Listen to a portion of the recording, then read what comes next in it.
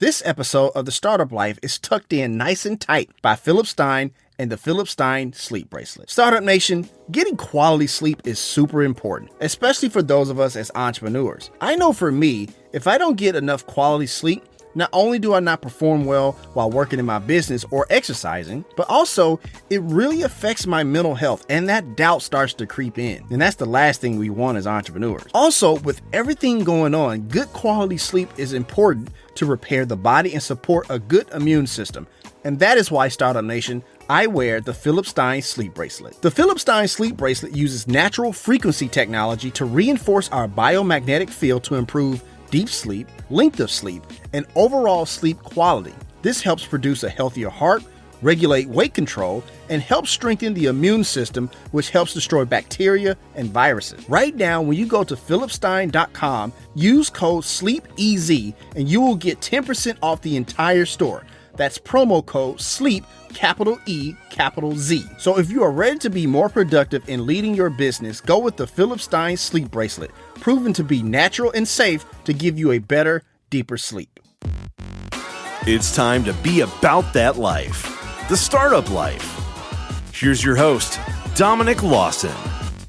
All right, Startup Nation. So I hope you're ready to receive some value today. We got a big time guest in the building today. We have the founder of Mello Multimedia, Melvin Figueroa. What's going on, boss? Thank you, man. Thank you, Dominic, for having me on the show, man. I really appreciate it, man. I'm doing good. No How about you? I'm living a dream, brother. Living a dream. Can't complain. That's good, man. Are you ready for some knowledge in the Startup Nation today? Of course, man. Let's do it. All right. My name is Dominic Lawson, and this is the Startup Life podcast powered by the Binge Podcast Network. So, Melvin, man, first things first, man. Let's set this party off right. Share with us your origin story on your path to entrepreneurship and what you do now. All right. I think, honestly, like my story will probably resonate with a lot of people, especially if you're working like a 9-to-5, because that's really where I started. First, where it all began was just being a creative kid, just growing up, being creative, honing in on that. I don't know if you can relate, Dominic. You kind of know, like at a young age, sort of kind of like what path to follow. Wouldn't you say? Oh, yeah, absolutely. I've always been, I was one of those business nerds, news nerds kids, right? So I loved watching businesses and stuff like that, but also used to love watching Dan Rather and Tom Brokaw, which is such a very old statement. But I definitely know what you're talking about. But go ahead, brother. I didn't mean to cut you off. Yeah. So basically, I just grew up just being really creative and stuff, kind of like figuring out like what do I really want to do. And just to kind of fast forward, during high school, I had a teacher that really believed in me, and he basically was telling me that you have two options with this art stuff. Either be a starving artist, trying to create art and put it into the world and hope that people care about it, or you can go into more of the corporate, more businessy, more the small business type of thing. For sure. And basically, I took that to heart, and I really started taking like classes at RISD, which is like Rhode Island School of Design. That's originally where I was based out of, and I recently moved to Florida, so now that's where I'm based out of. Okay. But yeah, so I started taking a bunch of like Adobe Illustrator classes, turning my sketches into actual logos, and just getting really involved in what it looks like to make something creative, but make it meaningful, not just to me, but to the actual owner, the other person. At the time, it wasn't small business owners, but it was just friends and family that had like little side things going on. And that's really when I caught the entrepreneur bug. And even from a young age, I can remember even back to like middle school, where I remember people would open their lockers, and I don't know about you, but like people would always put like different things inside their lockers. Yeah. And when they opened their lockers, it was like graffiti pieces that I would make, or like little doodles or little sketches. And so even that piece of me where it's like I want to create something to make somebody else happy, that stayed with me forever. And it translated later on with like school and everything else. And when I went to the New England University of Technology, that's really when everything started aligning. I started seeing the bigger picture, where it's like, why don't I just freelance? Why don't I just start like working and taking jobs as they come, doing a lot of free gigs? You know how it is when you start up, you don't really have a name for yourself. Right. So that's really where it started. And then eventually I started like picking up a lot of different like technologies basically. And that's hence the word like Mello Multimedia. Because when I first started, I used to do like everything, and I still can do like everything. But there was a guy that really like spoke to me. He said, Melvin, you could either be the jack of all trades, and a master of none, or you can be a specialist in a few things and do other things at an okay level. And so I did everything from photography, videography, logo design, web design, you name it, I did it, you know. Gotcha. You know how one of those guys are. But then eventually I realized, like this is too much. I used to get stressed out off of video projects. I used to get stressed out over photography projects and stuff. And I realized this is not for me, even though I can do it. And I started honing all those services, all those things towards web design. And going back to the whole 9-to-5 thing, I used to work at a lot of different jobs. I used to work at like a print shop at one point. I learned everything I had to about print. I worked another job that was all web design, another job that was all about package design and like branding and all that stuff. So I took a lot from those jobs. Meanwhile, still building my name out there, still building my freelance business, and that's kind of something that like I feel like a lot of people do. You know what I mean? I don't know if Freelance Nation can relate or not, but that's definitely something that I feel like a lot of people can relate to, where you're trying to grind, do the 9-to-5, get the steady paycheck, but at the same time, you have dreams and aspirations that you just can't ignore, Absolutely. Absolutely. I think a lot of people can relate to that, Melvin, because when you talk about, the 9-to-5, like at the print shop and the design place and stuff like that, I think, especially when we talk about freelancers, it's almost kind of like, you have those superheroes where you shoot like a ball of energy at them and like just kind of absorb it. Yeah, and it makes them more powerful. I think that's what freelancers are doing in those 9-to-5 jobs. It's like they're absorbing this knowledge and these technical skills and stuff like that only adds to their overall, skill set and skill level and stuff like that. So I appreciate you sharing that, man. Definitely, man. Definitely. For sure. I want to go back to something you said though, because you talk about a teacher that kind of steered you in the direction that kind of helped you to your success today. Kind of talk about that teacher just a little bit more, because I'm always fascinated about how that one person in a person's life just kind of steers them just ever so slightly, and it could just mean so much to that person. Kind of talk about that teacher a little bit. Yeah. So the thing is, like, I'm a huge believer in mentors. Absolutely. I really believe that we're not know-it-alls, and there's a lot of people who think they're know-it-alls, and that really stops you from growing, and it stops you from getting connected to other people that later on in life, believe it or not, you will actually benefit from that relationship. For sure. And so one of those relationships was that teacher when I was in high school, and he believed in me like wholeheartedly. He knew that I had this raw, unrefined skill, or even not even a skill, because maybe that's a little prideful, but I would say even just this raw eagerness to just learn, because even now I still have a huge passion over everything, even more than design, even more than anything, is just to learn. I love being a student. I love learning from people that are further along than me. Gotcha. And I've always held on to that. And so that's something too that a lot of people who are trying to be freelancers and trying to like break through a 9-to-5, working at a corporate job, is that like allow yourself to just be a student, to just learn. Even now, I'm still learning. I'm still growing every single day, especially in the field that I'm in. It's changing like basically every day, And so like having people like that, having mentors and having like that teacher in my life specifically really catapulted me into the right direction. And it just kind of landed me in that trajectory where one thing just connected to another and one thing just connected to another. And then eventually I just got to where I am now. And I'm extremely grateful for people like that really take the time to invest into me, because honestly, like he didn't have to do that. You know what I mean? Even though he's a teacher, he didn't have to do that. And I think that's mentors, the part that's always interesting to me. I'm sorry. Go ahead. I didn't mean to cut you off. No. It's okay. Go ahead. Sure. Go ahead. Well, yeah. So I was just saying that, like, as a mentor or a teacher or anybody, even your boss at your job, you might be right now listening to this podcast and be cringing at your boss and how he works and how he does things. But believe it or not, even with your cringy boss right now, you're still a lesson to be learned.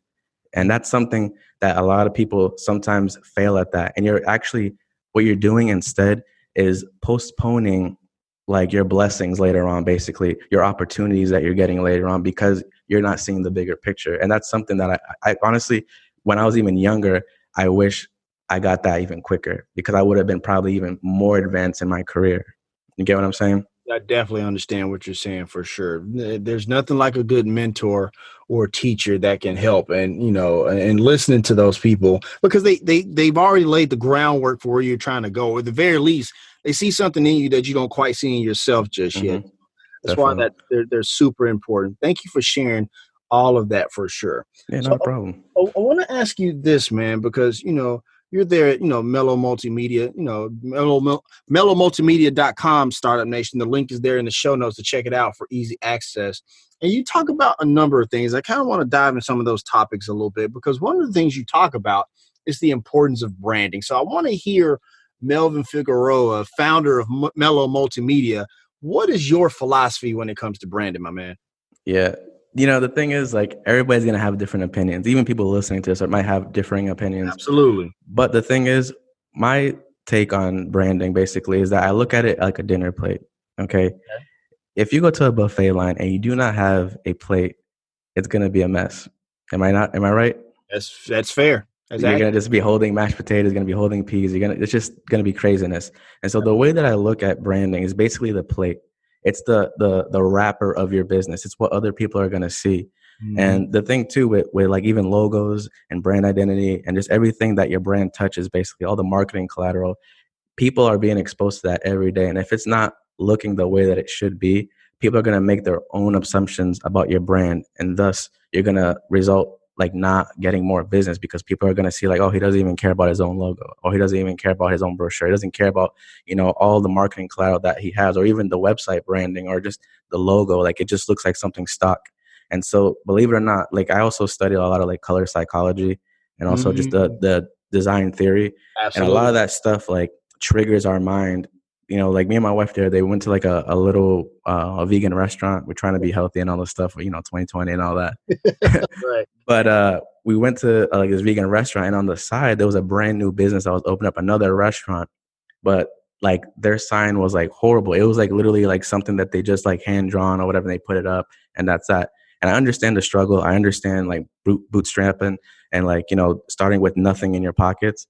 But at the bare minimum, I feel like branding is something that most small business owners can finagle in some way to make it look appealing to customers. If you're going to go out and start a business, then you have to take those things into consideration. And so that's just kind of my take on branding. I feel like before the website, before digital marketing, before anything, branding has to be in place first, because it's really the starting point. Everything your brand touches is going to be off of the brand guidelines and the brand identity, the logo identity, everything. So that's kind of like my 2 cents, I guess. I hear that. And that is the Figueroa doctrine, Startup Nation, to think of branding as a dinner plate. I appreciate you sharing that, man, because, a lot of people get that wrong. And it really is telling the story of the overall business, company, venture, or whatever it is that you like to call it, side hustle, even stuff like that. And I'm really interested in something that you said, though, because you talked about how colors play a huge role in that brand. And kind of dive into that a little bit. Like, what's the difference between using red as opposed to green, as opposed to orange, as opposed to yellow and stuff like that?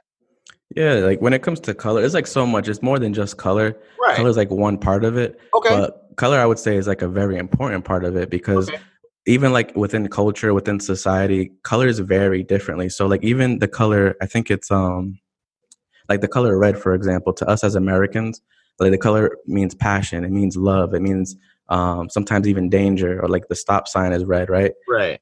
But then also in like Asian culture, red is like prosperity. You know what I'm saying? It means like blessings. It means like rich. It means money to them. Sometimes they would give like these little coins. I forgot what they're called. I think they're yens. And they would put it in a red envelope. I remember getting one of those as a kid. And now thinking back, I understand why, Yeah, and I think you did that for Chinese New Year or something like that, right? Yeah, definitely. I think so. So like having an awareness of who is the target market, right? That's the number one thing that drives any decision over color, over everything, because who's the target market? And then from there, that's when you get into color theory. That's when you get into imagery. One of the common mistakes that I see a lot is that people overcomplicate logos too much, to the point where it cheapens the brand, and also it complicates the message, because a good logo is 3 things. Number 1, it's unique. Number 2, it's descriptive. It should be able, at a glance, be able to describe where your business is. It might not tell the whole picture, but it'll put them in the right direction. And then number 3, it has to just be something that's elevated from all the other companies that are around there. You have to stick out, because there's so many companies out there that if you don't have your branding on point, then you're doing yourself a disservice. So it's a lot, you know, it's like font, you know, different fonts have different feelings, different colors have different feelings. Right. The way that it's stacked and just different like variations of it, it really matters like where it's at. Like having a logo, for example, on a website and then having a logo on a business card are two completely different applications of a logo. And a lot of like startups and also small business owners, it's not really their job to know that. It's my job to know that and to like tell them that. But that's a common mistake that I see a lot. I hear that. Thank you for sharing that for sure. I really appreciate that. So let me ask you this, man, because, you know, you often talk about websites and web design and stuff like that. And even your website is kind of like your calling card, your digital calling card, if you will, that kind of helps sell your company, your brand, or whatever the case may be. You know, what are some of those small details? And you talk about this often. What are some of those small details that kind of make or break your website? Because you see a lot of websites that are acting a lot of like how you talked about with logos. Like there's so much going on, and it kind of cheapens it, right? So kind of share with us a little bit about that. Yeah. Also, too, I just want to circle back real quick Absolutely. on the logo. And the real way that you know that you have a good logo is that if you can't add or take away anything else.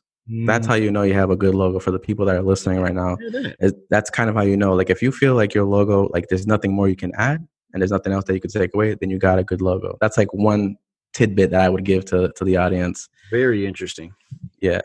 And the other thing too, in regards to like what will make or break a website, first of all, honestly, if you don't have branding, that's one thing, because then like your branding is going to be like looking one way, like on your business card or on your Facebook page or something, but then your website is like some Wix template that just happened to have like a whole different color scheme and just a whole different layout, and just the way that the aesthetic is created, it doesn't match the brand. So that's one thing, but there's a bunch of other technical things, like when it comes to like SEO, when it comes to like having an SSL certificate. For people that don't know what that is, that's basically just encrypting the connection from the server that's having the website hosted to the person who's actually viewing the website on their device. So that's like one thing that's really big that most people don't know about. And it's actually something that's free. Like you shouldn't have to pay for an SSL unless you're like a super big corporation. But like just in layman's term too, just kind of an overview of like something that's really big with websites is just not taking the client from point A to point B on a website. And what I mean by that is basically like, what's the point? Like, what do you want the person to do when they get on your website? And not knowing also who the target market is. Because I have this quote, I don't even know if I made it up, but I feel like maybe I did. Yeah. But this is a quote, right? If you're in a room and you are talking to everybody, in reality, you're talking to nobody. Okay. And what I mean by that is that a lot of websites and logos and everything always try to get like, because I understand the entrepreneur, they want to get like money in their pockets. You know what I mean? That's the end of the day. They care about their revenue. They care about their bottom line. But sometimes because of that mindset, it gets in the way of all the marketing, and you're not speaking to anybody on all your marketing and through your website. And so the reason why it's really important too is because you want to take that person from like basically understanding what your product and services is and walking them through on why you are the best choice for them to buy your product or service, you know? And that's probably like the biggest one I would say is a mistake for a website. Got you. Thank you for sharing that. In that same vein, kind of a quick follow-up, because when I went to your website, you know, mellomultimedia.com, you have a blog section and stuff like that. And one of the blogs you wrote was the benefits of a website. And the reason I wanted to highlight this is because I went to a networking event recently, and the conversation came up. Do I even need a website in this day and age? I got, Facebook can kind of act as my website and stuff like that, where I can put all my information on there, sell stuff from time to time, stuff like that. And I hear this conversation, whether it be in networking events or Facebook groups or any kind of groups and stuff like that, to where people are really asking themselves, do I need a website in this day and age? So I want to ask you, Melvin, kind of share with us the benefit, just the practical benefit of having a website, maybe over a social media site like a Facebook or Instagram or Twitter or something like that. Yeah. I think, having anything is better than nothing. That's true. That's very You get what true. I'm saying? Oh, absolutely. Yes. So even if it's a Wix website, a Squarespace website, it's whatever, like at the end of the day, entrepreneurs are entrepreneurs, and they gotta eat. you know? But the thing is too, like, anything is better than nothing. But at the same time, the benefits of having a website, it's also a dinner plate in a way, because all your marketing, digital marketing, and everything that you do is based off of your website. At the end of the day, if you do SEO, you have to have a website. If you do Facebook ads, people are going to check out your website. And if you don't have one, that's fishy. And it's going to basically complicate your sales and everything. It's not going to boost your numbers to the full potential of what it could have been if you had a website. Even I'm trying to think of other ones too, like pretty much anything you do on social media, if you have just a social media page, it doesn't look that credible if you don't have a place to bring them to. The website is really a hub of everything about your business. If you don't have a website in 2020, I don't even know what to say. Like, I feel like you just go under, honestly. All right, Startup Nation, so we're going to go ahead and take a quick break. We got to pay some bills. Once again, my name is Dominic Lawson, and you're listening to The Startup Life.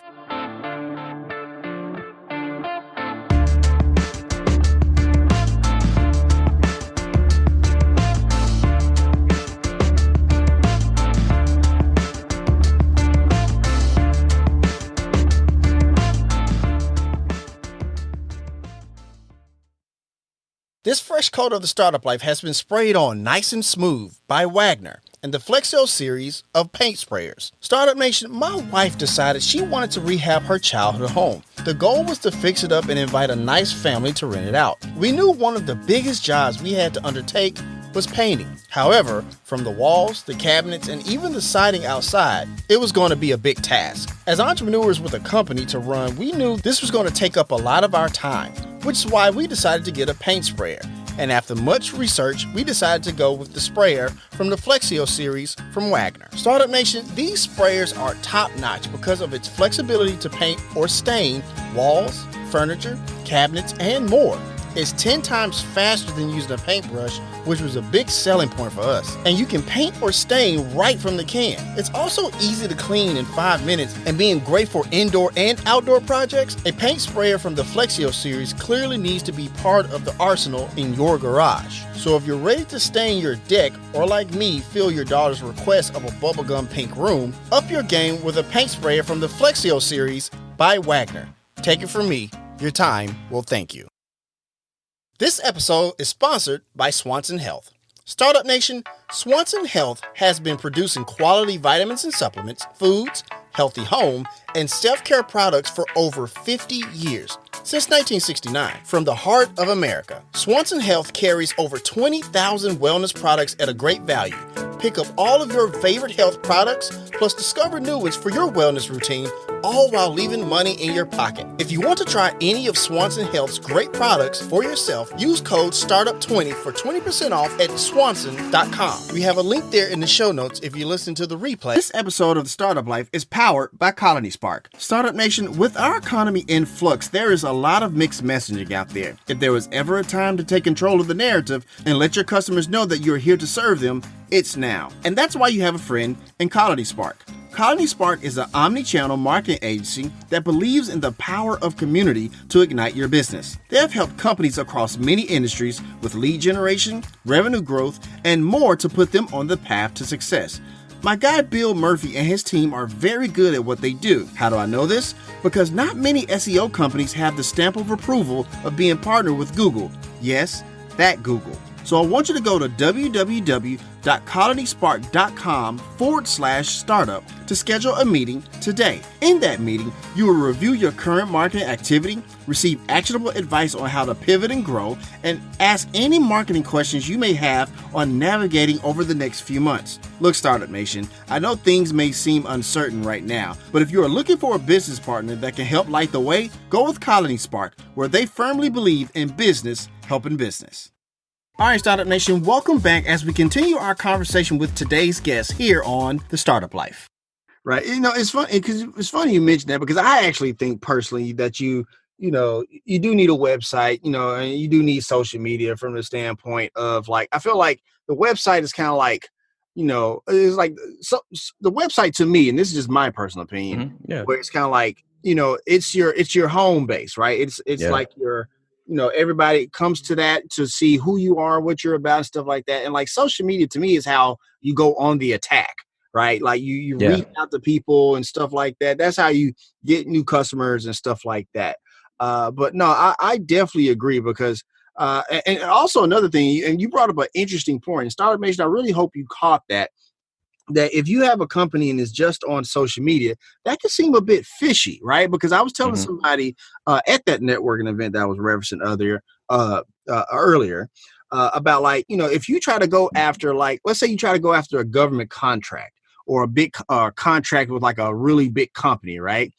They're going to look at, you know, they're going to look for a website and say, well, you may not be as credible as we thought you were, because, you know, whether wrong or right, people see websites as credibility. They see a website as, you know, you are legit in, you know, in some form or instance. So I appreciate you sharing all of that, my man, for sure. Definitely, man. And there's the other thing too, man. Like the thing about like having a website and all that, like it's not really a tactic. It's more of a, I guess, like you're saying, like a home base. Right. Like I think a lot of people too, like small business owners and startups, they confuse like strategy with tactics. And like, for example, social media, SEO, local SEO, like all these different things, those are tactics to draw in more people to the website so that you get more business.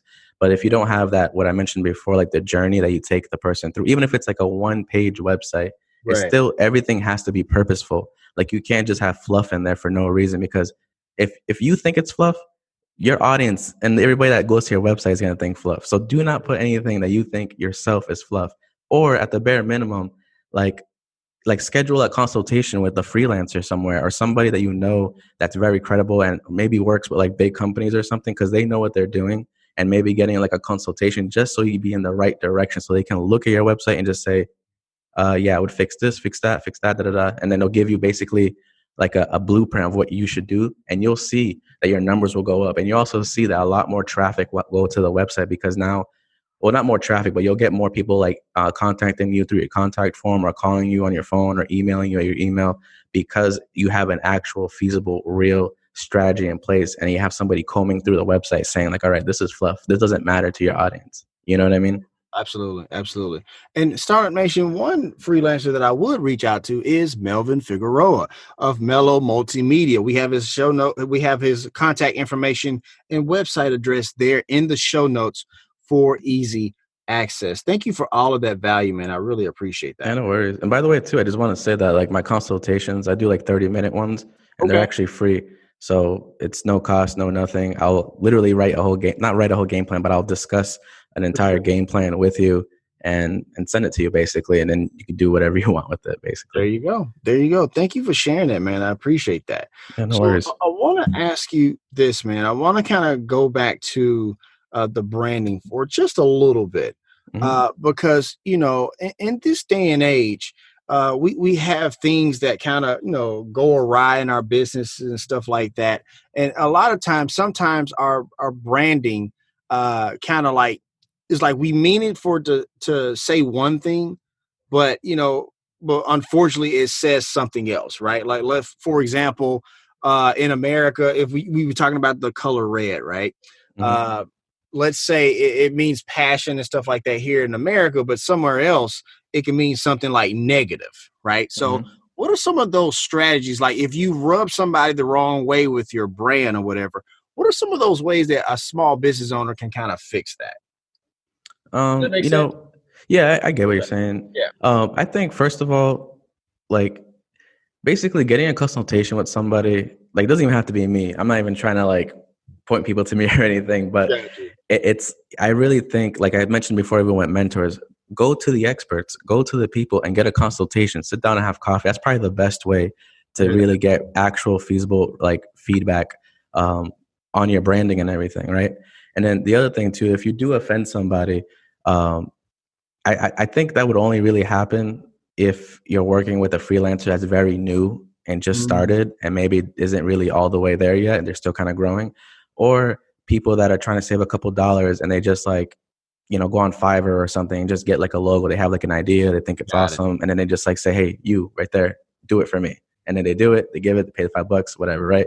That's, I think, where you would fall in that predicament, honestly. But if you're working with somebody who's credible and actually has a good portfolio of work and really understands like the audience, then that won't really happen. Because I think a real big tip is that understanding who is your customer and marketing everything, your branding, everything, gear it towards that audience, because that's where you're not going to run into those issues. And not only that, but like you're going to see a boost in sales. You're going to see a boost in results. You're going to see a boost in everything because you have a plan. It's literally right in front of you. You know what I mean? Right. For sure. For sure. Thank you for hearing that. Melvin, let me ask you this, man. What have been some of the challenges in building your business and your freelance journey? Kind of share with those a little bit of those, if you would. Yeah, man, I have struggles every day. I got struggles right now. You know, for sure. I think every entrepreneur, you know, is always going to have struggles. But like my own, honestly, if I could be 100% transparent with you and also the audience, is I recently moved to Florida. I was living in Rhode Island for a very long time, like since 2001. And I moved to Florida. So right now I'm in the process of building my name even here in the area. And in Rhode Island, like people knew me, you know, people knew me. People I get referrals all the time and stuff, but it was such a saturated market, and Rhode Island's so small. Even Massachusetts is super saturated. And so I made the decision to, you know what, I'm just going to do this on faith, and I'm going to go move to Florida. And I researched like, you know, the competition and everything. Right. And I was just like, you know what, it seems like it will work. And that's kind of like where I'm at right now. I'm in a whole new place, don't know anybody, and I'm using all my marketing tactics right now where I'm at to grow my name out here, basically. So that's kind of like, you know, just a transparent moment with you. You know what I'm saying? I appreciate that. Why the move to Florida? What was it about Florida as opposed to somewhere else? There's a lot of things, honestly. Okay. Number one, I never liked the cold. Fair enough. I never. So that's like one reason why. The second reason why, when I did a little bit of research on like the market here, specifically like where I'm at, Melbourne, Florida, like it's not as saturated compared to where I was in Rhode Island. Rhode Island is so small. It's the smallest state. So there's just like, everybody's a web designer. You can throw a rock across like the pond and you'll hit a web designer, you know? So that was like the driving factor too. Also to have like family out here, and I have a 1-year-old daughter. And you know, I want to basically get to a place where I can provide like completely for them and not have to worry or even bat an eye or anything. Absolutely. And at the end of the day, it's all about family. And like I as a man, like I went out and I did this on faith. I did this because I know I can. I just think that it would work out in the future for us. You know what I mean? Right. In terms of growing my company, and just also too, the environment in Rhode Island was just a little volatile, a little bit like a little dog eat dog. And I'm not really that type of person. I'm not one to be like that. I get that sense a little bit. Yeah. I'm very transparent with all my customers, whether good or bad. Like I just say it how it is, and I always offer help, all the time. Understood. Thank you for sharing all of that for sure. So Startup Nation, you know, when it comes to Melvin, you know, he does the freelance thing, and, you know, and he has his website, and he has the consultations that you can kind of check out when you contact him, stuff like that. Remember, the first 30 minutes are free, but he also does public speaking from what I saw in my show prep. I saw that you spoke at the Goldman Sachs 1000 Small Business Cohort, as well as the Rhode Island Black Business Association, because, you know, you were just talking about how you were there in Rhode Island before you moved to Florida, Melbourne, Florida, in fact. So when you were preparing for a speaking engagement, well, first off, how did those speaking engagements, you know, come to be? Like, how did you get those speaking engagements, and how do you prepare for them? Because we have a lot of people who are entrepreneurs or trying to be influencers and stuff like that, and they realize that they got to get out there on the speaking circuit, but they're a little afraid as well too. So kind of take it through the process a little bit, man. To be real with you, like every time when I do a speaking gig, my stomach turns. Gotcha. You know what I mean? I don't like, I understand the benefit, and I understand like the benefit for the audience that are hearing, because they're like, I've spoke a few times already, and I can see on their faces that like this is like something that is really like almost like a change of mind for them and their businesses. Right. And that's what makes me doing it. And I've kind of learned throughout the years to just be comfortable in the uncomfortable. I hear that. You know what I mean? And sure. I'm a firm believer in like, if a door is open, walk through it. You know what I'm saying? Even if you shoot down burning, like it's horrible. There's been times where like when I first started speaking, like I like went in my car and I was just like, oh my God, did that just really happen? You know, and I was like, I felt like it was the worst thing ever. And the thing is, when I look back at like some of the footage that some of the people in the audience would like record, like I realized it really wasn't that bad. It was all in my own head. You know, I would even show it to like my wife. My wife is like my biggest supporter. And she would see it. She's like, what are you talking about? You did fine. And I'm like, I did, you know? And it's just stuff like that. I feel like you gotta, as an entrepreneur, like I think almost the definition of entrepreneur is to be comfortable in the uncomfortable, you know? And so that feeling of being nervous or being anxious, it may not go away, you know, it may or may not, but the more you do it, the better you get at it. And the more better you get at it, the more confidence you have. And once you have that confidence, nobody can take it away. Nobody, you know? And so that's really like how it all started. And I've spoken about like social media tactics. I've talked about web design tactics. I've talked about digital marketing stuff. But you know, my sweet spot is really branding and like web design and digital marketing as well too. But you know, mostly that branch of like web design and branding. That's really my sweet spot when it comes to speaking.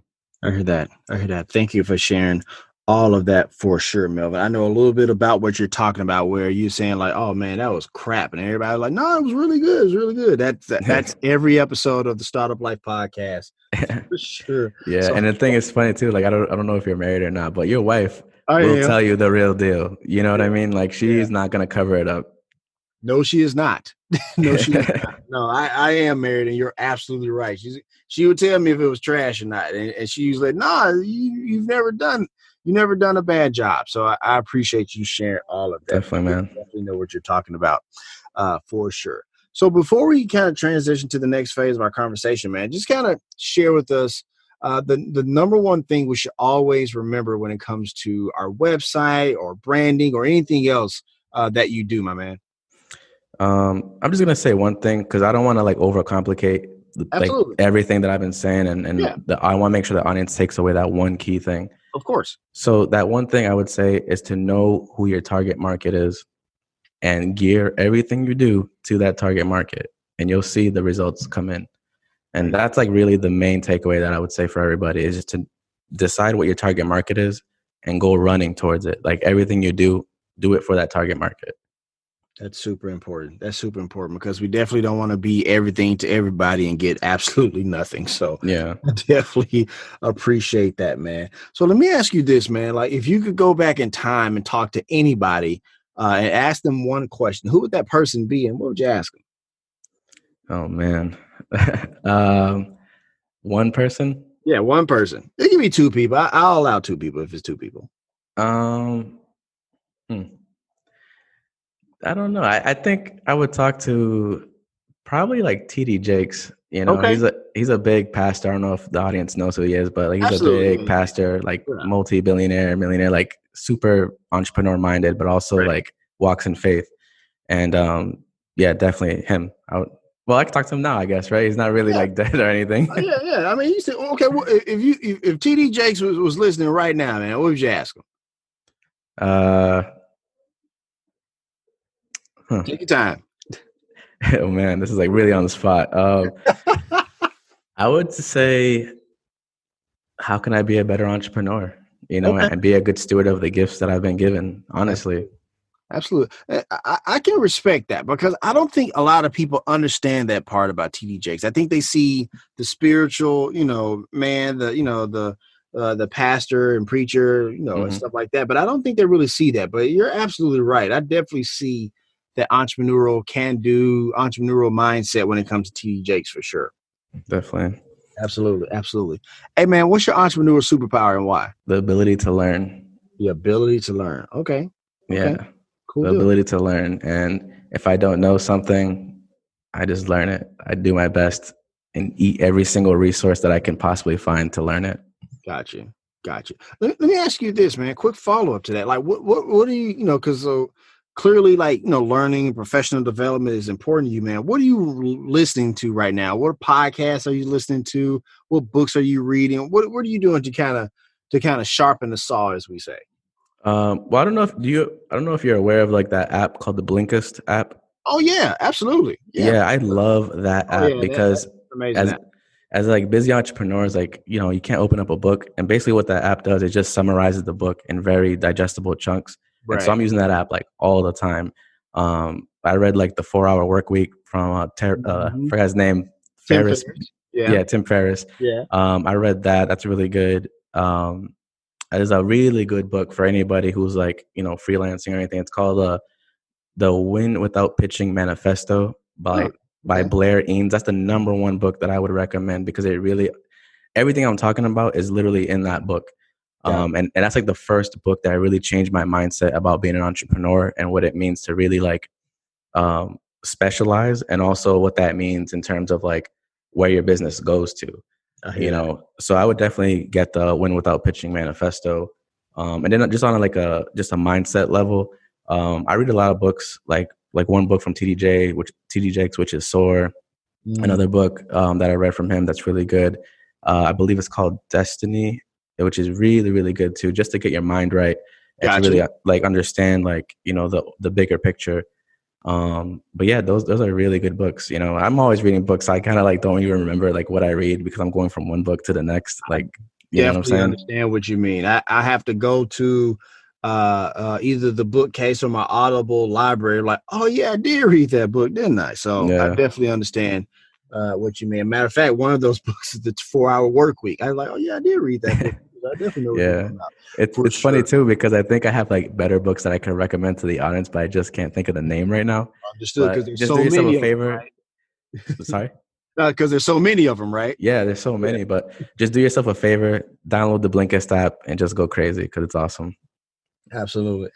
Cut us a check, Blinkist. I would appreciate that. Anyway, I just want to go ahead and say thank you so much for coming on the Startup Life podcast, powered by the Binge Podcast Network.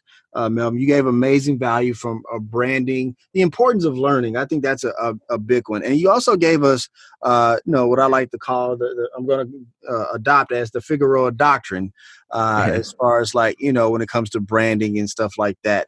So I appreciate all of that. But now I'm going to turn the microphone over to you, my man, because there's an entrepreneur out there, a freelancer out there that's feeling a little stuck. They're feeling a little afraid to even start even. Give them some words of motivation and take us on out today. Number one, everybody's been there. I'm still there. You know what I mean? And that's the fun part. Like turn it into something that's fun, you know?